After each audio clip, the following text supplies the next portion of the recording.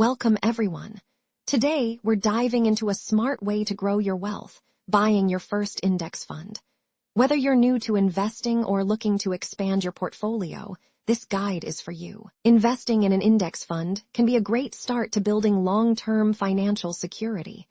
It's simple, cost-effective, and offers broad market exposure. Let's walk through the steps together. First, understand what index funds are.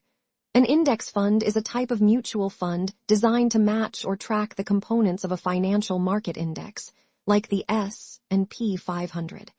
They offer diversification and are typically low cost. Second, set your investment goals.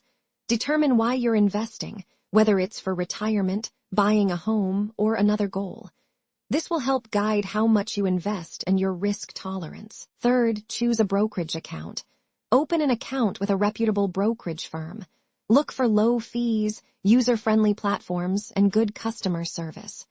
Many offer free accounts to get started. Fourth, research index funds. Explore different index funds available through your broker. Consider factors like expense ratios, fund performance history, and the specific market index they track. Fifth, decide on your investment amount. Start with an amount you're comfortable investing. Remember, it's better to start small and grow over time than to invest too much too soon. Finally, make your purchase.